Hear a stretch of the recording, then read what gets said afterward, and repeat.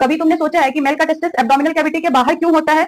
उसका रीजन कुछ तो होगा। उसका रीजन ये है कि मेल के टेस्टिस के अंदर स्पर्म का फॉर्मेशन होता है। इस स्पर्म को ग्रो करने के लिए बॉडी टेम्परेचर से 2 से 2.5 डिग्री सेल्सियस कम होना चाहिए। इसी वजह से मेल का टेस्टिस एब्डोमिनल कैविटी के बाहर एक पॉच के अंदर होता है। उस पॉच को हम स्क्रोटम कहते हैं। टेस्टिस एब्डोमिनल कैविटी के बाहर एक पॉच के अंदर होता है, जिस पॉच को हम स्क्रोटम कहते हैं। स्क्रोटम के अंदर बॉडी टेम्परेचर से 2 से 2.5 डिग्री सेल्सियस टेम्परेचर कम होता है। टेस्टिस का शेप एंड साइज देखें तो ऐसे याद रखना, 2, 3, 4, 5 याद रखना। 2 to 3 जो होता है इसका विड्थ होता है एंड 4 to 5 इसका लेंथ होता है। 2 to 3 जो होता है वो इसका विड्थ होता है एंड 4 to 5 इसका लेंथ होता है। ये इसका विड्थ हो गया, ये टेस्टिस का, एंड ये इसका लेंथ हो गया। टेस्टिस का विड्थ 2 to 3 सेंटीमीटर होता है, लेंथ 4 to 5 सेंटीमीटर होता है। टेस्टिस का शेप जो होता है ये ओवल शेप का होता है। टेस्टिस का शेप ओवल शेप का होता है।